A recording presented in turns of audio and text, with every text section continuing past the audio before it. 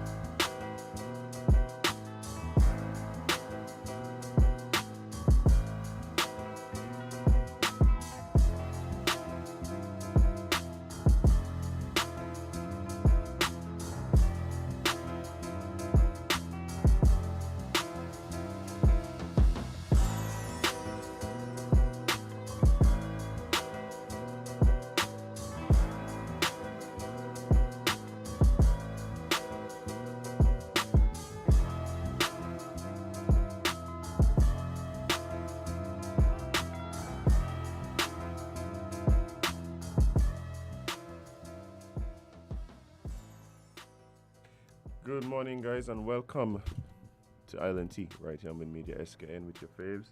Kevin and Azam featuring Jade, Gwenny Grenadita, CPL Martha, Stuart Johnson, who is donning a stunning tie-dye t-shirt this morning. Thank you, friend. Thank you. How are you, Jade? Yeah? Yeah. Okay. That's great. But guys, it's Friday. Indeed, it says already. Wow. It's the weekend, guys. March 4th. For some of us. March 4th. Mm-hmm. March 4th. March 4th and the good. Oh boy. How are you doing, friend? I'm good. All things considered. Hoping for the best. Trying to be productive today. All good things. Trying to figure out what I have to do after the show. One or two little things. We're doing nothing today? I feel the bus pushing up the house. Oh, Lord. But we will do it. We will do it, friend. Right. But I wonder if our friends in Antigua are ready. You know, it's Friday, so we have to head over there for our usual link up. Jump on an overpriced trip to Antigua? Yeah, man. Well, something small. Well, we'll see when they're ready, because you know how not to tell her they're ready? Oh. When they... Oh, they said they are. Okay. Yeah, when they said they're ready. Oh, boy. Morning, Darren. Good morning, friends over in Antigua. You are still muted. Okay, they're ready, yeah. That's how I know when they're ready. When they're muted. Good morning. But then they're going to mute when they're ready. Why is Darren grinning so much? What's happening? He's having a great time over there, apparently. A great time that we can't hear. Strange. Yeah, I need to unmute the mic so we could get in on the conversation. Do you think he's talking to us? Or? No, I think he's talking to us. Yeah? Yeah. Oh. Yeah, no, your mic is muted. No. Yeah, well. Is it? Yeah, it says muted again. So go to ask to unmute. I did. No, friend, we cannot hear you. But we will work on it in the meantime until you... Hold on. No, until you get in. Okay. Let's see if it's our end. No, it don't look so. Something volume again. No, it's not our end. What is happening this morning? Yeah. Oh, hold on. There we go. Good morning. Good morning, Dan. We're good now. Good morning. There we go. All right. You were on the wrong audio channel or something? Yeah, and we had some background stuff happening, so that's what was going on. All right. We're hearing some music though, which kind of wasn't too bad. Helps calm my nerves. But help calm my nerves. How are you doing? How are you all doing this morning? How's St. Kitts? St. Kitts is Very quiet. Yeah, Surprisingly quiet. relatively quiet. And I think we're doing good. Well, I am. Jade, how are you doing? Fine as well. Okay, awesome. How are you doing, Darren? And how's things in Antigua? We're doing fine. I noticed that you all aren't wearing masks this morning. How come? Because COVID is a thing of the past. Really?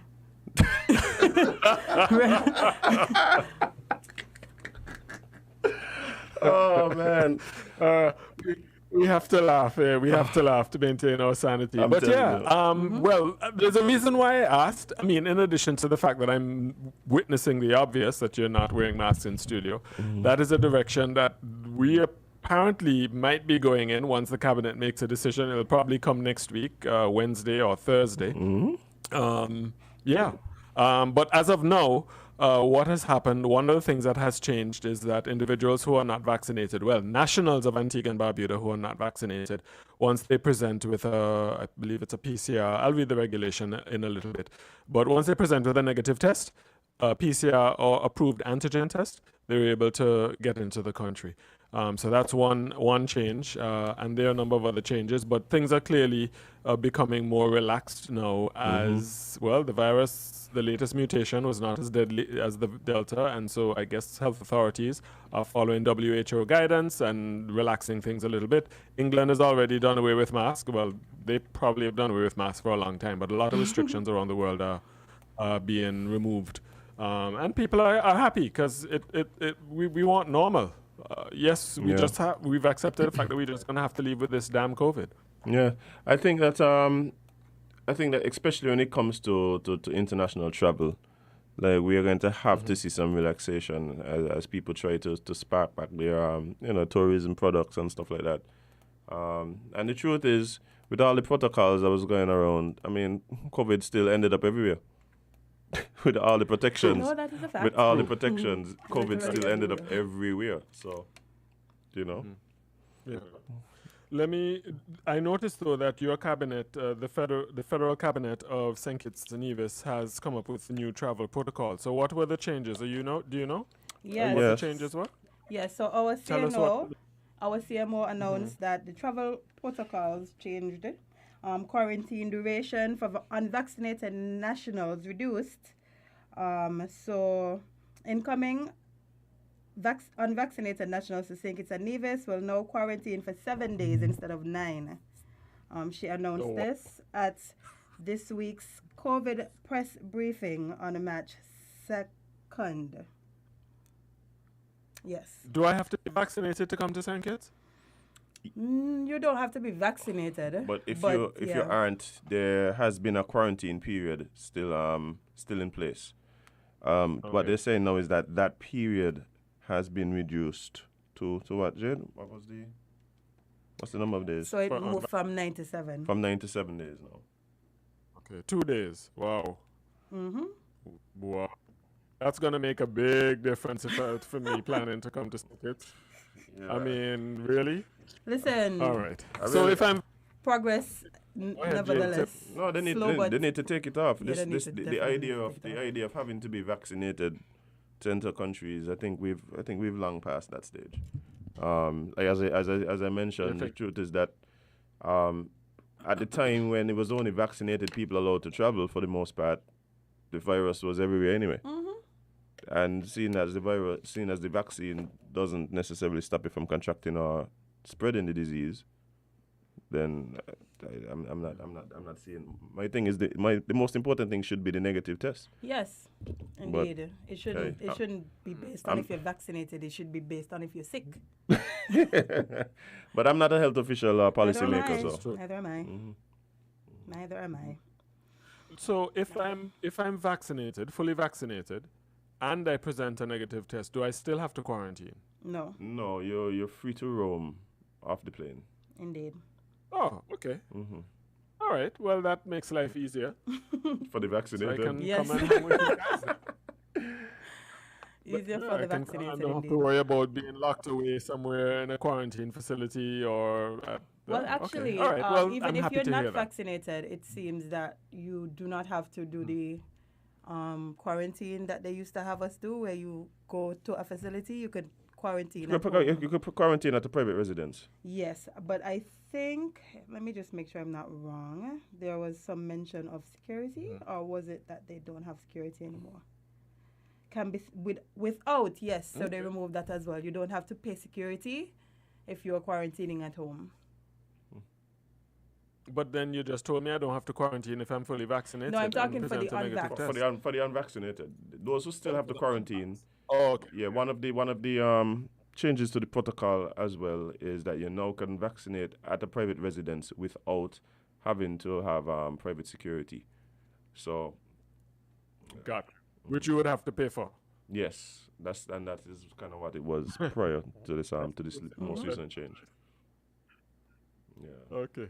Yeah, I was All right. about to start a private Um, security let company, to me be honest. Too late, friend. What's that? I said I was about to start a private There was security another- company.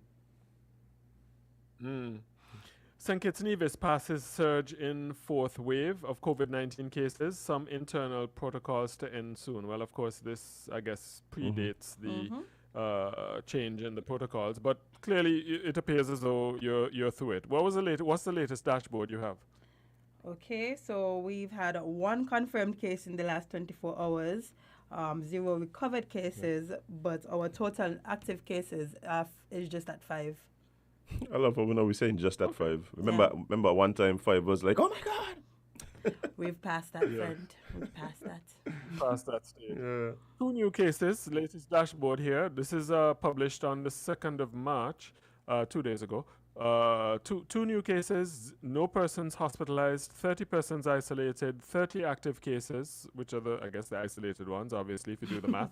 7,284 recovered cases, 135 deaths, and the number of vaccinations, 61,327 fully vaccinated, and 2,377 partially vaccinated. That's from our latest dashboard published the 2nd of March. I will say that the vaccination information is as of the 27th of February, so it doesn't take into account the last week or so. Okay. Question though, Darren, in regards to in relation to the boosters, do you guys have any information on just how popular those second round of shots have been?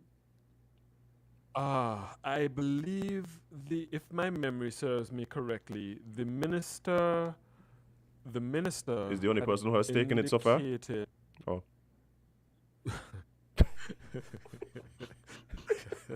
As them leave me alone. Yeah.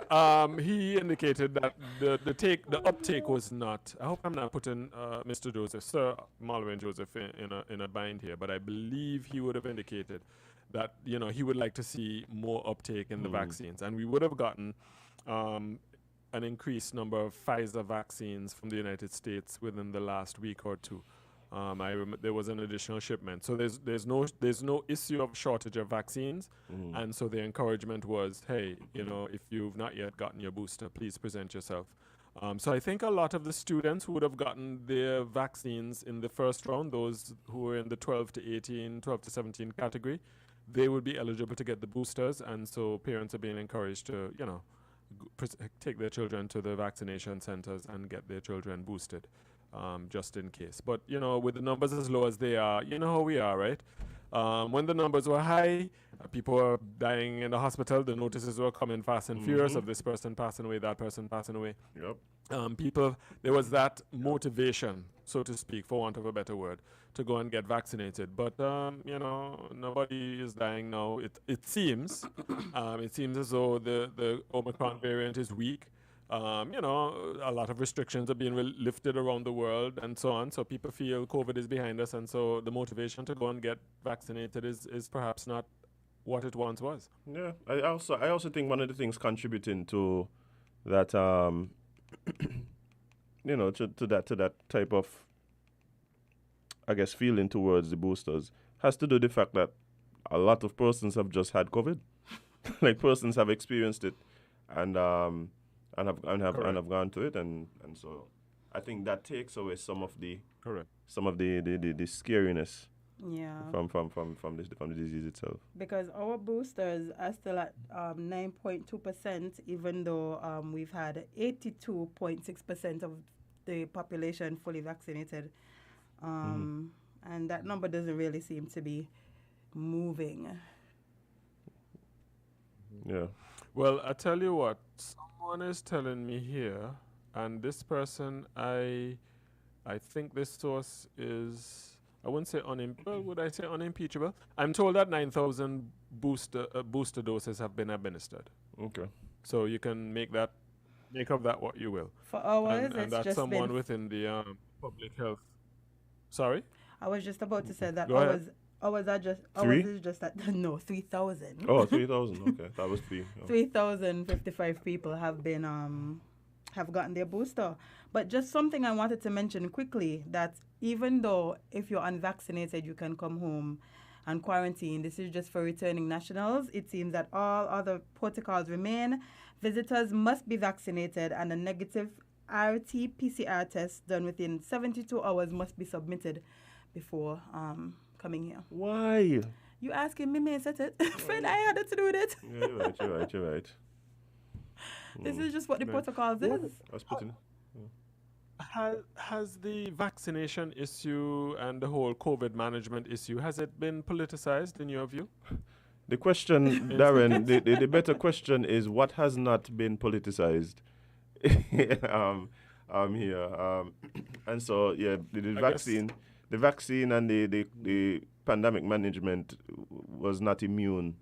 It had not been vaccinated against politics. No. So, yeah, it did receive its dose. And I think it's still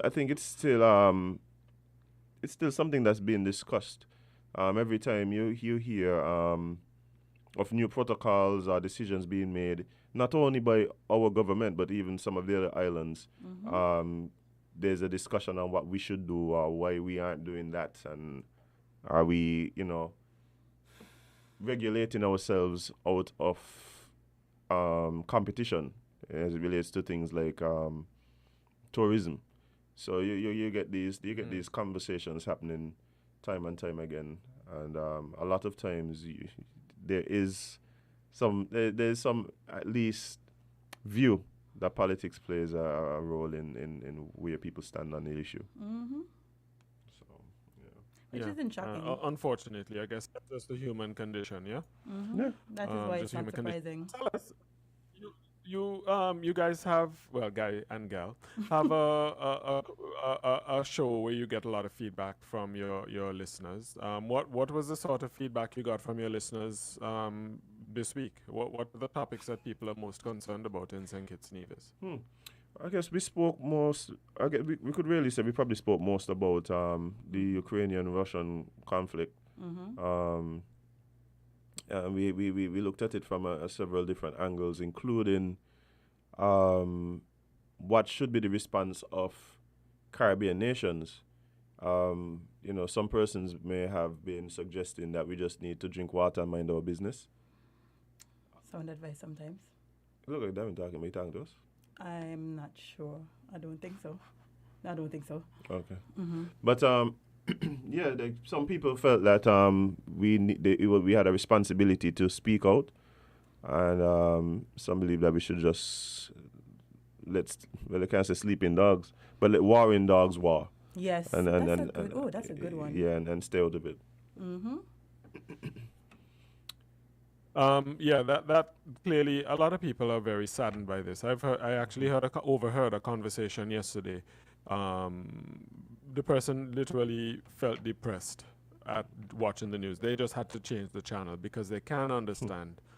Here it is. The globe is just trying to see itself, globally speaking, out of a pandemic that has caused so many lives.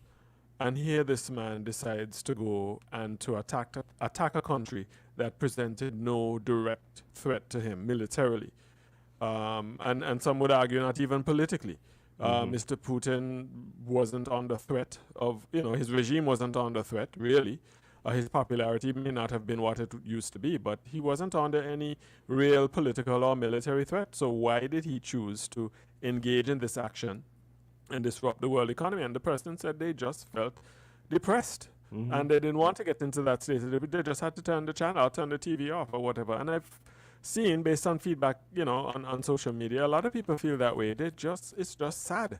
Yeah. Mothers are, having children. The woman, tearful woman, about to have her baby, and the husband couldn't come with her because he had to stay and fight because, of course, they're under martial law to try and save their country. It's just it's just sad. It's just sad. Regardless of whether or not you like Vladimir Putin or think he's the best leader in the world has ever seen, or whether you think he's a demagogue or a Hitler wannabe, it's just sad. Yeah, I think at the end of the day, like one of the points I've been making here is we tend to talk about these things in these geopolitical terms, and a lot of times when we do that, we forget the humanity that that surrounds these issues. Indeed. We talk about borders, and we talk about intentions. We talk about sphere of influence and expansionism and all these things. And at the end of the day, we see, mothers using their children, and children losing their parents, and it's really unfortunate. Really, really unfortunate. Yeah. But even though my heart goes out to Ukraine, right? This has really brought forward, I think, an ongoing issue within the media and within that country, because if you listen to how they speak about the Ukrainians, not the nationals, versus how they speak about people who don't look like them, it's a little like, I mean, I want to feel bad for you, but... Yes. Trevor Noah actually had a commentary on it. Yes, I saw it yesterday, yes. Trevor Noah had a commentary on it. I don't know if you saw it. Yeah. Yes, But yes. Trevor Noah, you're familiar with Trevor Noah. Basically, everybody, especially in this crisis, should be treated the same way. Yep. And there are people in Ukraine, from Uganda and other parts of Africa, that have not gotten the same treatment by Poland in particular, Right. like the quote-unquote Ukrainians. I'm wondering if I could play that clip now. Did it have any, do you remember it having any colorful language? Trevor Noah is known for it wasn't colorful it language from didn't time to have- time. I I don't think there was any colorful language in it, but he had a bit to say. So maybe after, depending on what time we conclude our chat this morning, I'll play a bit of what Trevor Noah had to say. But he put it in a way that only Trevor Noah can, and it's really sad. This has really, this situation in Ukraine has really opened up a lot. And then overnight, I woke up this morning and realized that Mr. Putin and his army have now attacked a nuclear facility. Yeah. I think it's the largest nuclear plant in Ukraine, which is not far from Chernobyl. So fortunately, the power was still on. They were able to engage the cooling rods, and there was no nuclear situation. Fallout, yeah. But it could have gone differently. It could have gone differently. So you're wondering, what kind of recklessness is this? I mean, he so hates the country that he's prepared to risk a nuclear fallout, which is, of course, going to affect Europe. And that's going to be a whole, many of our tourists come from Europe. So that's going to be a knock-on effect on us, plus gas prices. This is just a Pandora's box that I'm wondering if he's having second thoughts about reopening, to be honest with you. I think he may feel as though things are not going exactly as he may have anticipated. Not at all. I think the resistance of the Ukrainians probably surpassed his expectation, and now he's having to, to call it audible, so to speak. But at the end of the day, like we keep saying, it's just an unfortunate situation. In particular for the persons who are affected, who really and truly had no part to do in bringing this to fruition. But Innocent people just trying to live, and know you're in the middle of a war that you didn't ask for. Yeah, there's grandmothers making Molotov cocktails Yeah. Like, Remember the Ukraine, in the Ukraine, they are calling mothers in Russia to come pick up their kids. wow. Yep. Yep. By the way, I had an IT expert from the Ukraine on the program yesterday. He was a fighter. He said he just came back from his night watch Mm-hmm. and did. I see you gesturing. Yes, we had someone from the Ukraine. He spoke very fluent Ukrainian English, so it was very authentic. And yes, the boss said he just came. His name is Vitali. And he said he just came from his round, his night shift, where he handed over his Kalashnikov to the person who replaced him. And they're hoping that they're going to get some anti-tank weapons in a matter of days once the need arises, because NATO, the United States, and its allies would have supplied some Stinger missiles which go after the gunship helicopters and fighter jets, and of course the anti-tank weapons that will attack the armored personnel carriers and the tanks. So yeah, it was a very interesting conversation. He didn't seem fearful at all. He seemed very driven to support his cause of defending his country.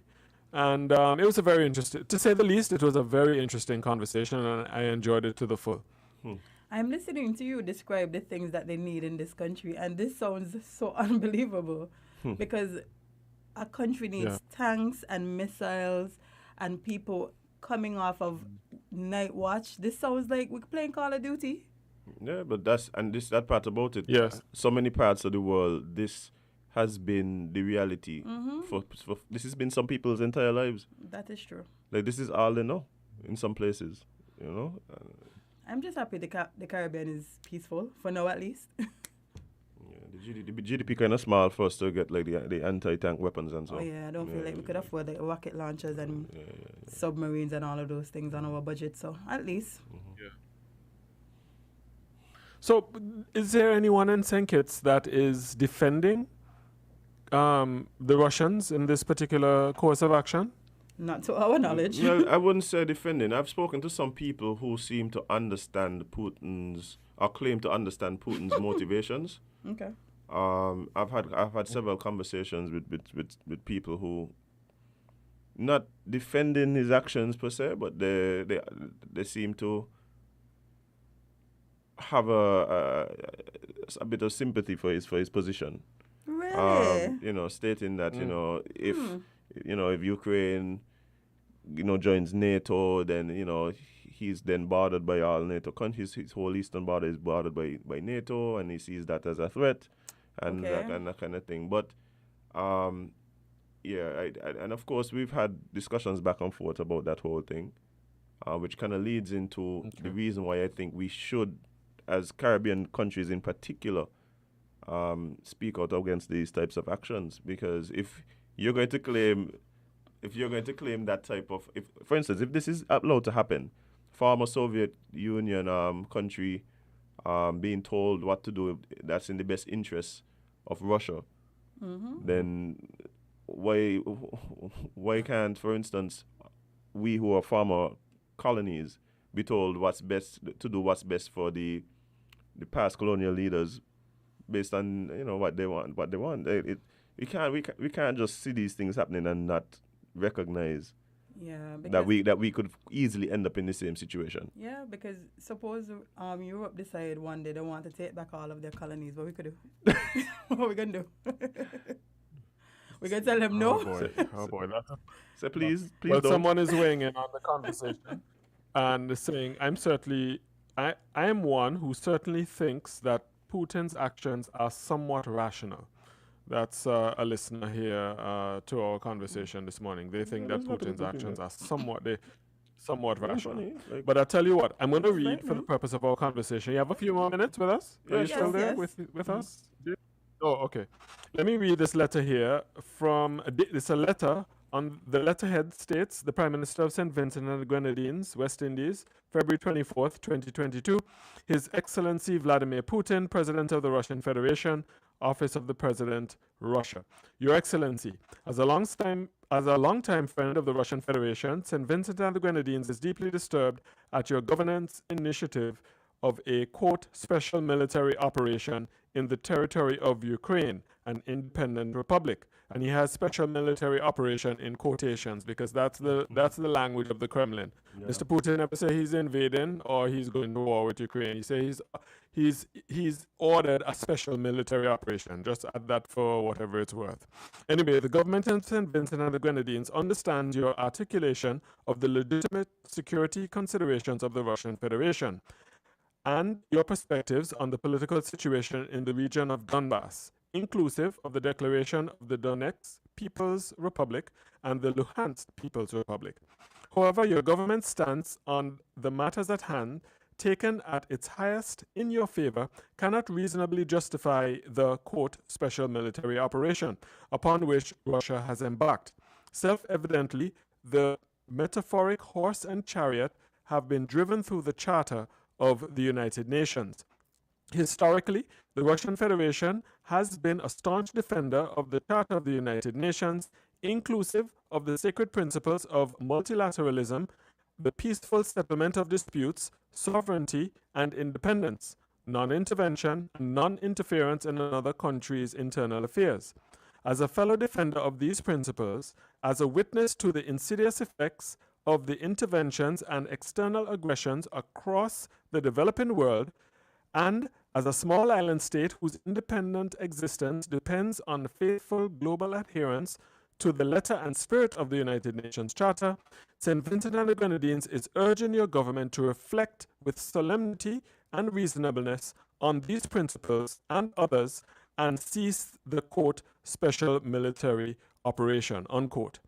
I have been listening carefully to the views of leaderships of countries globally. Overwhelmingly, world opinion is against your government's special military operation. Indeed, among true friends of Russia in the Caribbean, Latin America, Asia, Africa, and even in Europe, there is a near unanimous objection and opposition to your government's military operation. From your perspective, the special military operation is neither necessary nor desirable. Further, the special military operation will undoubtedly add much suffering to ordinary folks the world over, especially those who are still finding it very challenging to handle the pandemic, climate change, and natural disasters. The people of St. Vincent and the Grenadines and the Caribbean will undoubtedly be affected adversely. Please, let us give peace and diplomacy a real chance to succeed. In our view, the nobility of peace is far preferable than the ignoble military venture. I am aware of some Western countries are engaged in naked hypocrisy and doublespeak. Their history of neocolonialism and imperialism and interventionist adventurism, this is Ralph Gonzalez talking here, undermines their self-righteous proclamations. But their ongoing agendas and self-righteousness ought not induce other dangerous errors, such as the special military operation in the Ukraine. At a personal level, as a friend of the Russian Federation, I am urging you very strongly to cease the special military operation in Ukraine. Peace is a great cause, and great causes have never been won by doubtful men and women. I have full confidence that you, a distinguished son of the magnificent Russian Federation, will weigh carefully what I have written. Let us go forth in peace, security, and prosperity for all. Please do not disappoint me. All the best to you, your family, your government, and people. Please keep in touch. Sincerely yours, Dr. the Honorable Ralph E. Gonzalez, Prime Minister of St. Vincent and the Grenadines. Your thoughts? Well, we actually talked about this yesterday, and that's why Azim was mentioning that he thinks that more countries should get involved and do these type of things to show that their allegiance or that they at least have a opinion on what's happening, because a lot of the times we see people are just quiet. They're not really trying to come out and say anything because they don't want to seem like they're picking sides. What country that was? Well, for me personally, I think that for the reasons I stated above earlier, just the countries of the Caribbean in particular, those of us who have a colonial past, we should speak out on these types of actions. And injustice, I don't see anything wrong with speaking out against injustice. My question, however, has always been, how do we choose which injustices to speak out about? We've seen wars happening all over the place. Right now, there's war happening in Ethiopia. That's being called a genocide. We had Americans bombing last week Somalia. So like it's like, how do we decide which conflicts, which injustices Right. we really feel the need to speak out on, and that's my only question. But I don't have any issue personally with stating that this is where I stand, because when history looks back, you want to be on the right side of history. And it could also be a case where the war in Russia affects the Caribbean more than the war in Ethiopia, the war in Libya. So it could be that they feel the need to speak out about this because they know directly the fallout could affect them. So that's what I'm saying. If you're speaking out simply because, oh, I feel this could affect me, then I mean, he kind of mentioned it in the letter. yeah, but at the same time, injustice is injustice. We can't be turning a blind eye to it. Yeah, and I'll say for consistency's sake, I certainly am not happy with I'm certainly not happy with the actions of the United States in Iraq. Right, George Bush was wrong. Obama, who everybody knows, I'm probably his biggest fan or one of his biggest fans. I wasn't happy about his adventurism in Libya. And I can go down throughout history. America's interventions, the CIA's interventions during the Cold War in places like Chile, and places, many countries in Central America, and right here in our own backyard with the current policy with Cuba. Not in support of any of that, but I'm also equally completely not in support of this situation with Mr. Putin. And, listeners will know that I've been keeping my eye on him. Let me read some feedback here from some of our listeners. Let's see. How come no one was depressed when Bush went in? Well, that's not true. Many of us weren't in A lot support of people are Bush. depressed. Right? So we're not gonna go down that road. All right. When Americans kill Gaddafi, okay, I just made that particular point. Russia is protecting Russia. Hear this. Russia is protecting his interest. Now, this may have been a mistake in terms of his English here, but it's interesting because really it's Putin protecting, in my view, that is, Putin is really protecting his interest because the Russian people don't appear to be on the same page with him. Somewhere close to 9,000 people have already been arrested in Russia for protesting this war. They're not at all happy about it. So Putin is really out for Putin, really. I don't think that he cares very much for his own people, to be honest. Right now, if you had savings in rubles, it's pretty much worthless right now because the ruble has gone to almost nothing. You understand? So I don't know, this gentleman, respect your opinion, but we're not on with you with that one there. Yeah. But thanks for sharing your opinion. Isn't that what the Monroe Doctrine is all about, protecting American interests anywhere in the world? All right, so that's a question there from that's a question there from one of our listeners. So there's some people here who are saying that Mr. Putin is protecting his interests and so on and so forth. Yeah, I don't, and even if it was some sort of nationalist agenda, right, that's being played out here, I still don't know if I can support it based on that alone. When you start deciding that what is best for me is so dependent on the decisions of other countries, and it's not in direct conflict with you militarily or politically, and then use that as a jump off to then go and literally invade the country. And like I'm saying, especially for places places we have dealt with superpowers coming in, taking over their resources and basically just using them for their own agendas. I can't really support that. Bearing in mind that I don't see, like Jade asks, what we can do if they decide to try and do it again? What we could do? As in we can't do anything. And that is a scary thought that they could wake up and decide, you know what, all of those countries that are independent, I want them back. What are we going to tell them? I'm on all fours with Dr. Ralph Gonzalez on this one. Putin has his concerns, but I think really and truly he's trying to my feeling is he's trying to recreate the Soviet Union. That's my conclusion. Monitoring him for some time. I tell you what, Jade and Azem, we have about 5 more minutes to go in the link up, and we've decided to invite a special guest. He's actually a local, commentator on many issues, especially geopolitical issues. And he also is a politician because he's running in the constituency of the Prime Minister, Mr. Alistair Thomas. He's joining us on the phone. Alistair, good morning. Good morning, Darren. Good morning to your panel. Okay. We just have about 5 minutes. You wanted to give a quick tribute, and then you wanted to weigh in on the conversation that we're having with Win FM in St. Kitts. So if you could give your tribute very quickly, half a minute, and then we speak about the geopolitical issue. I was hoping not to elaborate on the public or the geo issues I'm analyzing, but however, I wish to, on behalf of the National Parent Teachers Association, to extend to Mr. Dinson's Parker family for his sudden passing our sympathy and empathy, and to the teachers, students, and to the general fraternity of education. He was one of the most dedicated and committed and innovative. I would say that he was a liberation pedagogist, dedicated his life to education, and also in the field of arts and entertainment. We, on behalf of the fraternity of Carnival and artists, because we are in the Carnival fraternity, his Calypso name was Excelsior. I think he actually reached the final at one time.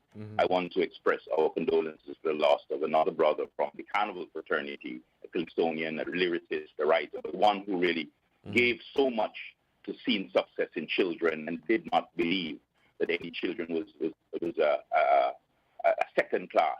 He made sure that he worked, and his results show that even as a principal at the Villa Primary School, that he was determined to prove that all children, as long as they perhaps didn't have any physical or mental deficiency, they are success. Got you, Alistair. The topic of conversation, very quickly, because I know you said you didn't want to elaborate, but your thoughts about what's happening in the Ukraine right now. I think it's unfortunate. I just think that I do hope that the taunt and that the common sense will prevail, because the fallout of this will be a negative impact for globally, and I think we see that.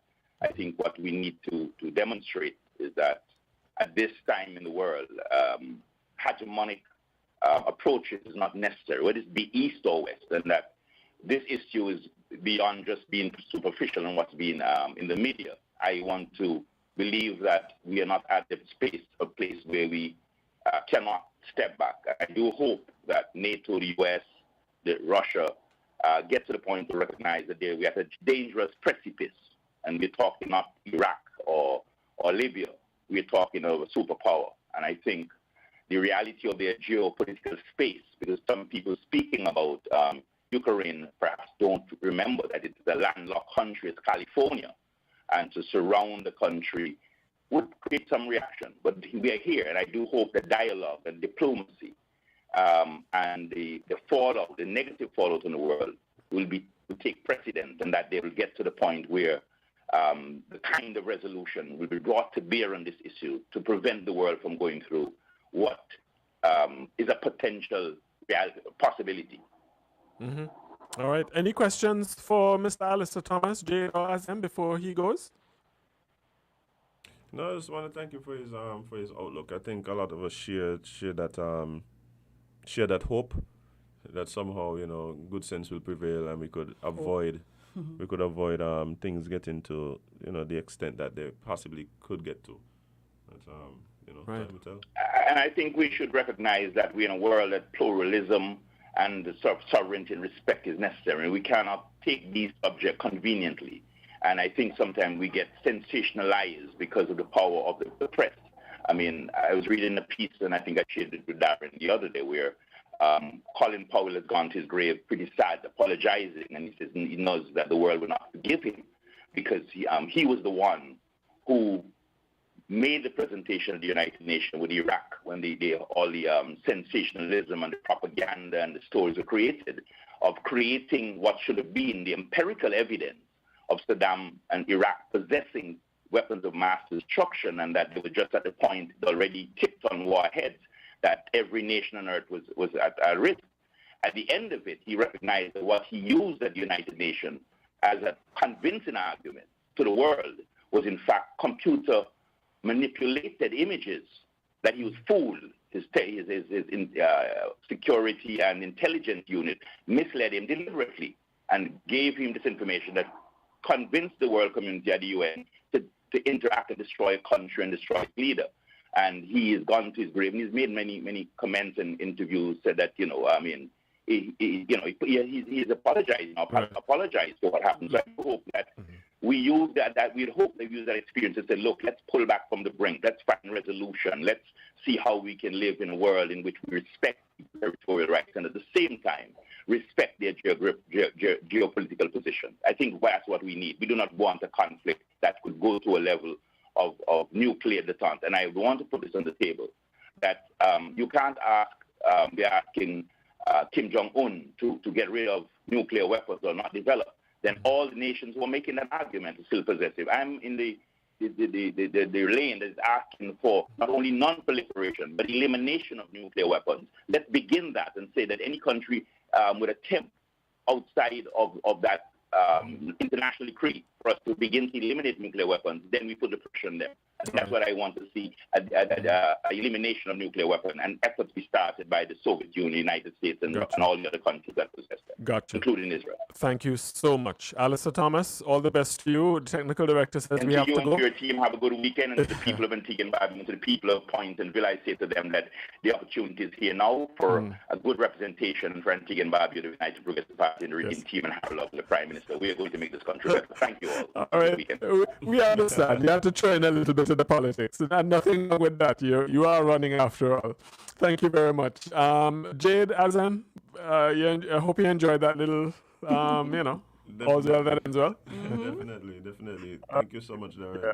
Yeah, Alistair, he's quite a character, I got to tell you, Alistair Thomas, and I'm very grateful that he was able to spare us a few minutes of his time. Anyway, folks, we got to go. We got to go now. The technical director has to pay some bills. And I just want to thank you. It was fun. The Jamaica Connection apologizes for not being able to get back to us in time with the students, but hopefully we'll be able to do it next week. I'll see how things go. All right? But we have enough time to sort that out so that we, should be able to sort it out with the students who are in the Ukraine. All right? All right, Darren, thank you so much. I appreciate the link up. Always something that we look forward to. Definitely. Right here at Win Media. So thank you so much to you and your listeners. Be safe over the weekend. Get some rest, hopefully. And we'll see you again next week. Blessings. All right. Take care. Jed? How's the world gone, man? Boy, I tell you, I fed up of this, Fed up of this. I don't know when they're going to get it together as powers. Like, look at the powers at me. Look at the people who are in these countries and the things that they do. And every single year, we have to watch them and be like, yes, we trust you to not kill us. Yet, they seem to find ways to kill us every single year. I think this, and I think I said it earlier in the week, I have been consciously detaching myself from the news at times. Like, I might go and check, see what the latest developments are. Go to a few trusted places. But you get to a place where you can really go down a rabbit hole and start consuming a lot of. So I've really been trying to manage that because it is heavy. And it's no matter where you go, like you go on Twitter, you go on Facebook, you go on Instagram, TikTok, you cannot escape it. So the best thing to do is not go on your phone. At this point. Yeah, I mean, I tend to do that. Sometimes I got to just detox and lock off. It's necessary. It's necessary. And I think we're talking about Ukraine protecting the borders. Sometimes we're really going to have to really start protecting our peace as individuals too. The things that we consume, the places that we put ourselves and position ourselves. Like, I mean, I know for me personally, if I study and consume things all day, or when I sleep, they're still in your mind. Of course. It feels like as if you're sleeping and you're still thinking about it. And, recognizing that you have to do things to mitigate against that because it takes a toll. You have to deal with the world's problems, your friends' problems, your family's problems. It's a lot of problems for one person, you know. Yeah, and everybody dealing with something. Everybody dealing with something. And yep. Unfortunately, as much as everybody is dealing with something, not everybody knows how to cope, right? And so, you know, people walking around high strung, people walking around stressed, people walking around depressed. People ain't even know that they're walking around some kind of way. No, because they just know something off, but they don't know what it is. But not even that, Jade. I think for a lot of us, it goes past that. I think for a lot of us, we are so accustomed to that heaviness that it becomes the norm. You don't feel it anymore. Yeah, we don't react to things that once ago, if you see it, it would definitely disturb you. No, I don't feel like, I think we're so desensitized because of the things we consume on a day-to-day basis that things that really should scare and like frighten and, you know, make us feel a type of way, it really doesn't. You don't feel anywhere watching videos of people being murdered, people being bombed and all of these things. You don't feel anywhere about it because you've seen it and consumed it so much. Yeah, but that's external. I think internally, there's people who really and truly dealing with serious emotional weight, but because they carry it so much for so long, they don't recognize that it's there. They just this is life. This is how it is. Yeah. Right, not realizing that there's more to it. If you find ways to just manage and cope with some of these things, and we don't have a lot of times the tools necessary to identify what it is that we're dealing with, and then even worse, try to deal with them. No, and the stigma attached to even trying to use the tools that are available. It's a lot, like you... People ain't even know. People don't even know, Jade. I'm telling you, people don't know. People don't know about this counseling center, 466 or 465 5000. And people don't know. As a matter of fact, we're talking about... people don't even know. Okay, and this is one of the things that does upset me too. We throw around these buzzwords a lot, and we don't really know what it is. If, like, there's all kind of people talking about, depression and thing. Ask them, what is depression? What are the signs of depression? They have no idea. They have no idea. Yeah, they do not know, honestly. Right? So it's easy enough to say, this is the number for the center, when people don't even know what depression is. To even feel the need to go to the call center, because everybody walks around thinking this is what life is. Life is difficult. This is how everybody feels. This is normal. Right? Man, I just got to no, sometimes, not only that, I mean, we start just outside of that, Jade. We're talking about things like literally just being mindful about what it is you consume. Simple. Like, maybe if you recognize that you're constantly having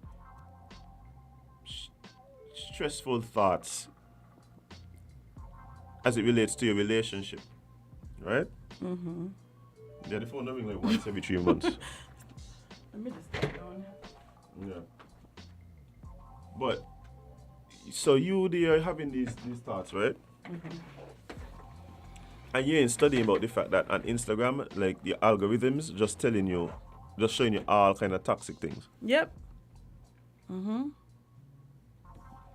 You know what was that for people before Instagram? MySpace. No. The thing that would make you know what I'm talking about. Oh, I thought you mean an app. No, before the apps and so, you know what used to do that for people? Lifetime movies. They sit down and watch Lifetime movies all day.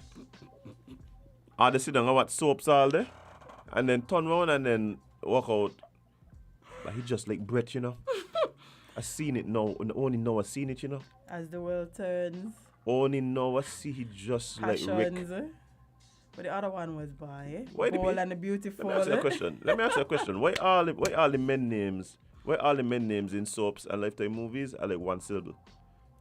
If you have a one syllable name, it's easier to hate, you know? Yeah, easy Rick, to remember the villain. Brett, Jim, Josh, Chris. Yeah, we honestly used to consume a lot of Lifetime movies. And then come on, and then stress out the man. Yeah, and women started feeling like this is normal. This is normal. This isn't normal. The way that it's I feel like we have to things are exaggerated in movies. Yeah, and we have to learn how to separate. Cinematic effect, yeah. It has to be dramatic for you to watch it. If it was regular life on a daily basis, you would get bored. That's why it's so dramatic. But I think what's happening now is that you have this circle of art imitates life, life imitates art, and so it just spiraling. I think it'll start to spiral out of control. It's too late, friend. Yeah, things spiraling out of control. It's too late. Right? But yeah, what I'm saying is, guys, you're going to have to protect your peace. You're going to have to protect your emotions. You're going to have to learn to really sit sometimes with yourself and do some self-evaluation and figure out how am I feeling and why am I feeling this. And nothing is wrong with that. That is very important. It is very important. Hey, I'm big up all the man them. Actually, it's just this week I did thinking to myself, I was speaking specifically to men. I was thinking specifically about men in this context because what triggered the thought was a friend of mine. And it's like, yo, but some man got a lot to deal with, yo. Some man got a lot to deal with, yo. And you see them walking around. I got a friend right now, girl sick, and he carried down, and he still got all the bills. She's sick, she can't contribute. He helping her with medical bills. He trying to get his car fixed at the same time. He's an entrepreneur, work for himself, that used his car for work, but he can't get the car fixed because the money that he had put on, all are gone into the medical bills. And he got the kids to take care of. He got his other child mother who start to stress him now. It's just, yeah, a lot of weight on people, you know. You see them walking around and they carry it well. Because if you watch him, you don't know that's what he's dealing with. Not only that, people don't care. It don't make sense for you to walk around and show your emotions and your problems. People don't care. They might seem like they care. They might ask you how you're doing. And that's why you don't fake it, you know. Like, if, you know, there's people that literally message you to ask you to do something for them, but they want to go through the whole rigmarole of, how you doing, how your mother, how you know, I hear. No, don't me that. That's going to irritate me. Just get to the point. Because I know at the end of the day, you really don't care about the answers to the questions I'm giving you. Yeah. No, can you fix them? Right. So it's best to just, like, I know we want to all seem like we are the most caring and all of this. But if you're not doing it generally, then it don't make sense because at the end of the day, you really just don't care. Yeah, that's the sad reality. But hey, especially to the men out there who dealing with a lot right now, yo, big up yourself, hold straight, hold straight, hold faith, and find ways to distress and find ways to cope. Healthy ways. Healthy ways, yes. I'm happy you said that because you know a lot of men out here coping. If I tell you how I just cope, Jade. You're not mine, so. You're not mine. You know mine already. Healthy ways. Yes. Yeah. But friend, it's time to take a break. It's time to thank our sponsors and come right back for more Island Tea right here on Win Media. Stay tuned.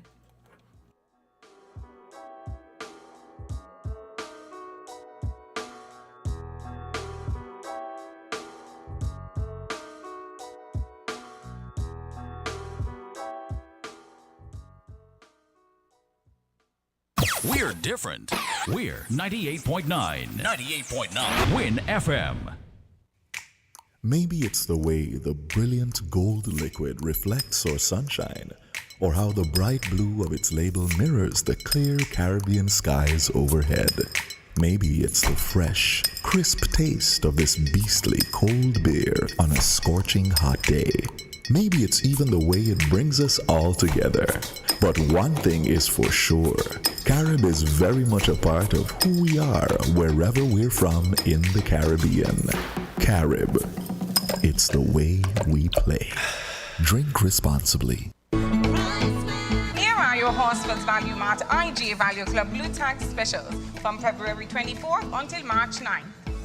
Essential Everyday Cranberry Juice Cocktails, $8.99. Lay's Stack Chips, $5.99. IGA or Essential Everyday Chunk and Shredded Cheeses, $7.99. Bird's Eye steamed fresh vegetables, $5.99. Hot Pockets, $13.99. IGA or Essential Everyday Salad Dressings, $7.99. And now, our very low weekly value deals.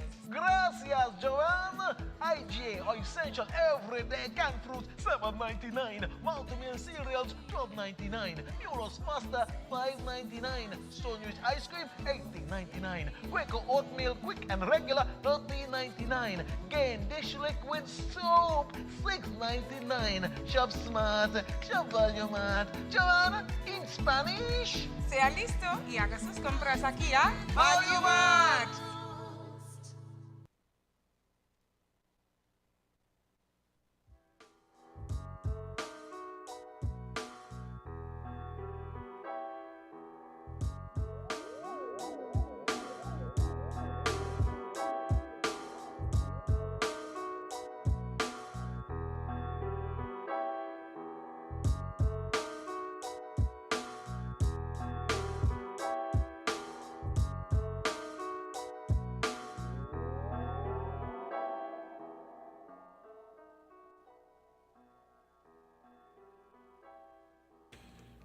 Hey guys, welcome back to ILNT right here on Win Media SK.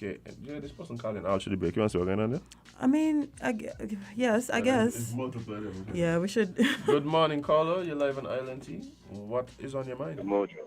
Morning. Morning. I know it's here. How are you? I'm doing good. But you sound kind of heavy. Yeah. Yeah, man. It's been a week. It's been one of those weeks. Mm-hmm. One of those weeks where I feel weak. Yeah. But you hit a nerve with what you were talking about. That's why I wanted to really contribute to what you were saying. Have you heard of the term, I don't know if you have, but I think I created it, actionable empathy? No,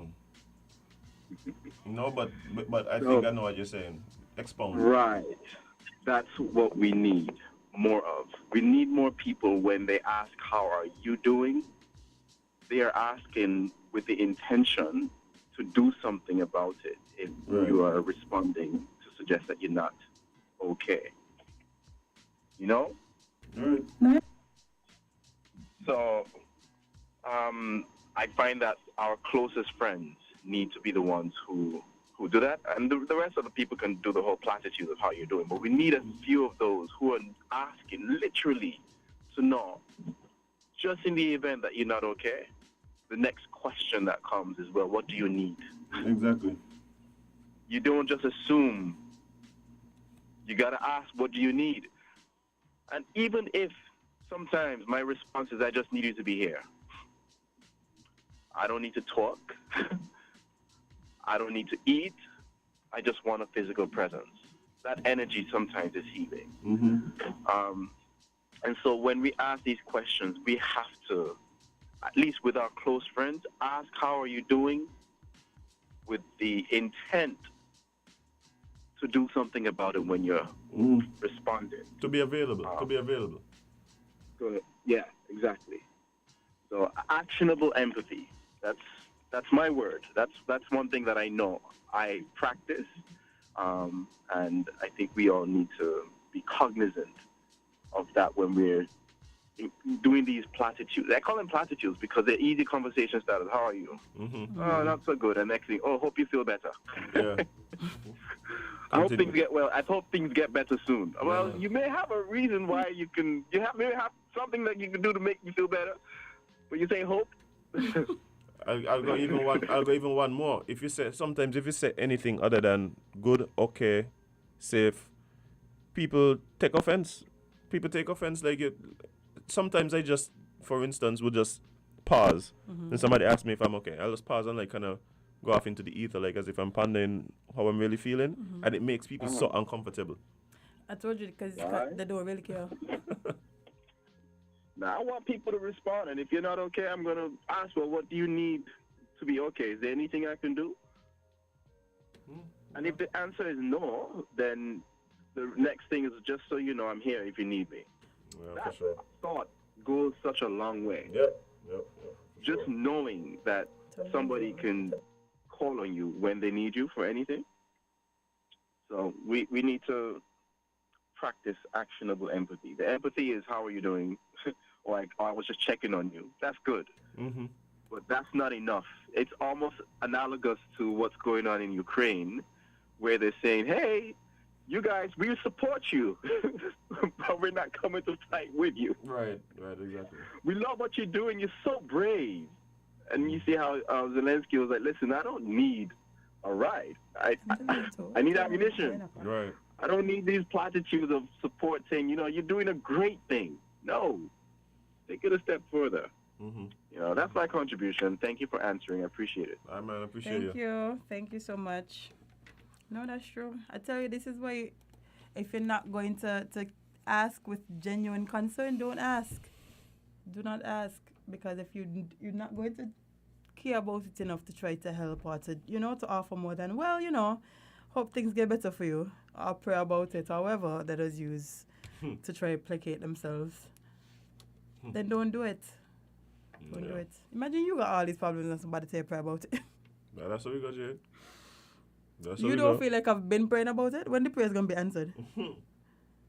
God sending me to voicemail? Where's the issue? Sometimes it's more than prayer, man. Sometimes you have the ability to impact persons in the way that they need to be impacted. But you just don't make yourself available. That is true. Just don't make yourself available. Yeah. Well, Well, Jade, we're supposed to have a guest this morning. Yeah. Our friend over at TDC. Dominic with a Q? Yes. Well, it looks like with a C, but I had a feeling he was messing with us, When he said Dominic with a Q, right? Right. I had a feeling. Tisk. But, yes, it's time for us to jump into a little conversation with our good friend. What is this? Okay. Our good friend at TDC. Stop the music. This is a lot of energy, Dominic. Yeah, we on site today. We on site. Yeah. Okay, you can see that the location is different. Something is happening, so we on site. Is this your on-site hat? Yeah, actually, it's part of the presentation this morning. Oh. I ran away. You could see some greenery in the back, so we explain the greenery to those who can't see in a few. Or can I go right ahead? I know you're waiting for me. I was just serving a customer. My apologies. When you're in the store, you have to do your job. But yeah, please let us know exactly what's happening. Okay, so there's some greenery in the back, and I'm wearing a different type of hat today. I'm wearing my uniform, yes, because I'm at the Home and Building Depot, live at the TDC Home and Building Depot. And this is Farmers Appreciation Month, so hence the hat for the hard work and some greenery. Okay. I'll take you around in a few and show you exactly what we're doing. But for the month of March, at the TDC Home and Building Depot, it's Farmers Appreciation Month, and we are offering 20% discount off all agro products. So we're doing 20% on weed eaters, lawnmowers, Miracle Grow, pots, forks, trowels, anything that you need that is agriculturally related. Yeah. Home and garden. The garden aspect. That is correct. That is correct. Home and garden. So we're actually doing that for farmers because we do recognize that our farmers are very important. And with the advent of COVID, we saw how important our farming community is to us. So at the Home and Building Depot for the month of March in St. Kitts and Nevis, we're showing our appreciation and offering 20% discounts on all agro products. And for those persons who are into backyard or you're into agro processing or you want to start your own, this is the time to start doing it at the TDC Home and Building Depots in St. Kitts and Nevis. No, it doesn't stop there with the discount. We're also doing field visits. So we have a team of quote unquote agro experts that will be going across St. Kitts and Nevis, and they'll be speaking one-on-one with the farmers. Now, I'd just like to make mention of this as well. A fisherman is considered a farmer, and we will be visiting fishermen. Okay. Oh, that's so nice. Yeah, we will be visiting the agro processors. We will be visiting the backyard gardeners. We will be visiting the livestock farmers. We will be visiting the hydroponic farmers. We will be visiting those persons who are into fishing, both sea and land. So we will be doing the whole gamut. We're running through the farming community this month to show our appreciation. At the end of the month, on the 26th, right here at the TDC Home and Building Depot in St. Kitts, as well as in Nevis, we're partnering with farmers. In St. Kitts, we're having the farmers market in the parking lot. So we're partnering with farmers and we're giving them another opportunity to ply their trade on a Saturday morning. So they're going to come to the Home and Building Depot. We're going to have some mini booths set up and they can sell their farm fresh produce direct to you guys and the general public. In Nevis, we are also going to have the same thing, and farmers will be there selling their produce direct from the farm to your table. Oh, I love it. Well, I am looking forward to that, and that is on the Right? 26th of this month, guys. Just remember, put that in your calendar for sure. I'm at a let me go note it now. Yeah, note it now so you can remind I me. just got a message. I just got a message, and it's an invitation for us to visit some of the farmers' cooperatives. So I'd like to say thank you very much to that person for reaching out to me. We will be adding them to our list. Of course, the thing is, we're doing it in March. We may not get all in March, so it will continue. So this is part of an ongoing process that we have here. One of the things we're also doing for Farmers Month is recognizing some of our very own local farmers. So we will be Okay. doing that during the course of the month. Those Mm. farmers who've done business with us and so forth, we want to give back to them as well. So they will be recognized by the TDC Home and Building Depots for their contribution. On Nevis, the Farmers Month continues in March. We'll be partnering with the Department of Agriculture. On Nevis, it's their Farmers Appreciation Month as well. And if you guys know, I may not know, the public may not know, for Nevis, they usually have their agricultural open days. TDC Home and Building Depots will be part of the open day, and we will also be playing our part in recognizing farmers as well on Nevis. And for showing our support, we will be having a booth at the Farmers Open Day on the 25th, 24th and 25th of March at the end of the month. So we haven't forgotten our folks in Nevis. This is a TDC Home and Building Depot endeavor, and we're making sure we cover all our bases for Farmers Appreciation Month because we just love our farmers. Well, I We mean, love our farmers. I love to hear that the farmers are being recognized for their invaluable contribution, just to the nation and to all of us, and the plates that we have nicely set in front of us Definitely. daily. But just to clarify, Dominic, the discounts that you guys are offering on the agro materials and equipment and so forth, is that just it's only farmers who are able to benefit? No, no, no, no, no. If you want to start your own, you can. You can. It's for persons, the public, who want to start their own. If they want to buy seeds, they buy the seeds. They get the 20% off. If you want to buy the fertilizer, you get the 20% off. If you want to buy the Awesome. hand towel, you get 20% off. So it's for those persons who also want to get started in their own way. So if you have a flower garden, you could get your 20% discount on those items as well. Awesome. I love it. But Jade going a flow up and she windowsill, so. Yes, and it's going well Yeah, actually. that It's that going well. that one plant I think I gave Jade. Years ago. I said, no, I am want to give you guys just a chance to see some of the display here that we have. So let me see if I could show you the display that we have here at the store, just so that you could see some of what we're showcasing for the month of March. This is one of our displays. The Nevis has a similar display, and of Mm. course, this is our way of saying thank you to the farming community. We've actually put in some accessories for home so that you could see hoses, uh, pots, connectors, timers. It's a wide variety of products that we have here. See, we have organic chemicals as well. So that for Okay. those persons who are wondering about the chemicals and, oh well, I don't want to use this one. We have organic chemicals in our store so that you make sure that whatever you produce is not laden with pesticides. We've thought of that as well to make sure that we protect the food safety and security of those persons who will be consuming the end product. Somebody just brought an apple from me. Thank you kindly. What? Remember, an What? apple that keeps the doctor away. Right. You know why I really love this? During the pandemic, we realized there was a surge in, let's say, backyard farmers. Farmers people who just wanted Everybody to, got involved. yeah, who wanted to grow a little nice decorative plant here and there. Now they have an opportunity to further that by visiting CDC and getting all their nice little, goods. Dominic, you seem so happy about this initiative. I think Dominic is I am. is Because I considering farming. recognize the Yeah. importance of the farming community. If you didn't, well, now is the time to realize that. Dominic, Actually, persons are asking if I want another fruit or vegetable. Dominic, do you have a green thumb? Another thing I have, Do you have a green thumb? I think I have a green hand. That's fine. One other thing I'd like to mention as well. This month, the TDC Financial Services Company Limited is having its very early, but Lent started on Wednesday, their Easter loan. So for Oh. persons who are looking for financing, TDC Financial Services, and of course, it could be the farming community. They may want to top up, get some tools, get some equipment, and they need the financing. We have financing at the TDC Financial Services. We can get up to $30,000 from TDC Financial Services. So you want to pay off some of your debt, you want to consolidate, you want to purchase equipment, you want to finish your studies. TDC Financial Services is creating that opportunity for you to get that finance that you need up to $30,000. So for Farmers Appreciation Month, if you want to top up, maybe get some additional equipment, TDC Financial Services is creating an opportunity for you to do just that. Oh, awesome. Well, I mean, I know there's a lot of people who, as we, start to see some movement in terms of, regulations changing, things opening up, they want to position themselves even more for what's to come.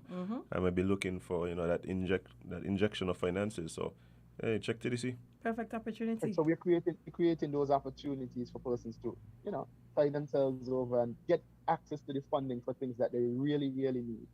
I mean, we recognize again that times have changed, and the TDC group of companies is here to support and assist. Just a quick question. So you guys want a carrot or? You want a carrot, Jane? Well, you need it because your eyesight ain't the best. So. Just give me a bag. We have carrot. The thing is, though, you can't take away the display. You can come and support the initiative for Farmers Month here at the TDC Home and Building Depots. And again, if you need the financing, TDC Financial Services Company Limited is the place you go to get up to $30,000 in our free, Easter loan promotion, because we started the ball rolling early. Again, we recognize that persons have needs, and again, we're here to try to accommodate them as best as we could. So, even though it's an Easter loan, there's no requirement of crucifixion anywhere in the application. On the application, right? No. Okay, that's great. That's great. All and everyone, and we make sure that we, and sometimes most persons tend to think, well, I come in for a loan and so on, but it's more than that. At the TDC Financial Services, we actually do offer advice to those persons who come into our doors. So it's more than I sit down and I write up a farm and so on. Right. We actually provide professional services for free. Right. Professional services as well for those persons who come into our business at the TDC Financial Services Company Limited. Right. So it's more than just a loan application. It's a conversation as to how best we could help you, how we could offer advice and so forth for those persons who will or may need. Awesome. Dominic, I'm for one looking forward to coming up to TDC Home and Building to see exactly what it is that I could pick up for my little backyard garden. And we got organic fertilizers for those extra plants that you have in the back. See, they got Dominic got me. As a matter of I got you, man. I got you. I mean, I might have let you out just now, but I got you. We want to make sure that. But guess what, man? You're a farmer. Yeah, but guess what? I'm going to tell you something. I'm really, really excited about two of the other things that you mentioned. One, the recognition of the farmers, for sure. That's an amazing initiative, and I want to congratulate you guys on that. And, of course, the farmers market on the 26th. Definitely going to go check out that. I already put it in the calendar for us, friend. I will remind you. Indeed. Lovely. So for the farmers market, we normally have ornamentals, we have fruits and vegetables, and we try as much as possible to partner with a local who does natural juices. So this has been going on for quite some time, and we would normally have a natural juice vendor on site at the market. So in the past, I could tell you, we've had coconut water, we've had cane juice, we've had smoothies. This year will be no exception. We're going to work with those persons to actually bring them back so that they too could share their talents with you guys. Most of them are agro-processors. Sometimes we talk about healthy snacks and so forth. We're going to work to get an agro-processor in so that you could actually eat healthier as well from some of the snacks that they have prepared using fresh fruits and vegetables. I have a weakness for plantain chips. I'm just putting it out there. So I'll make a mental note of that and then add it to the list. Plantain chips for this one of the stars for plantain chips. So we'll work on that for you. Got you. Well, Dominic, every time you come here, it seems as though there's just so much happening at TDC, so much savings, so much opportunities for persons to come and support exactly what's going on and get what they need from TDC, whether it is financing or whether it is a rake. Always, you know. Or some additional soil. Yeah, exactly. But thank you so much for joining us and letting our viewers and listeners know exactly what's happening. But thank you very much for the opportunity, and I'm certain the next time we come around, I might be on another location. I might call you from the field. I might be on a donkey somewhere. So thank you very much for the agro month. You got a farmers month. You got to support.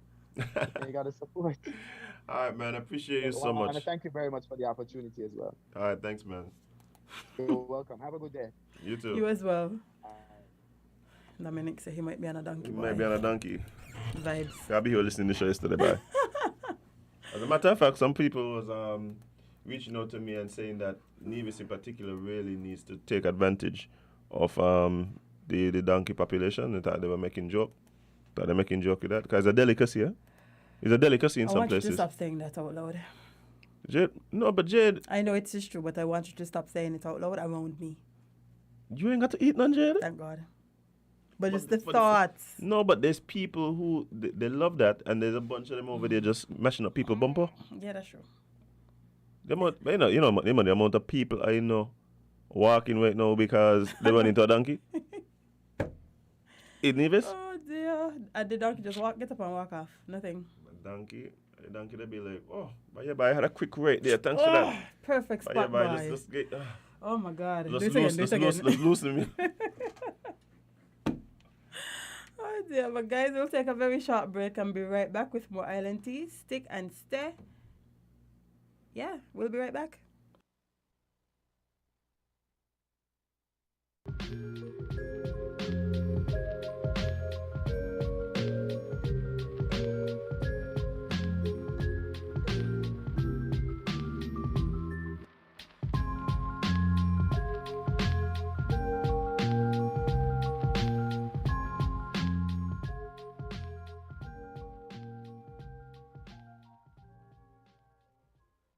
Everything you want, everything you need, got the taste you love, anywhere that you may be, is the Caribbean flavor. Shirley biscuits make me happy. Shirley got it all about the flavor. Shirley never let me down. And I lime it at the beach on the town. Shirley biscuits always feel like home. Everything you want, everything you need, got the taste you love, anywhere that you may be, is the Caribbean flavor. Shirley biscuits make me happy. Shirley, the Caribbean's favorite biscuit.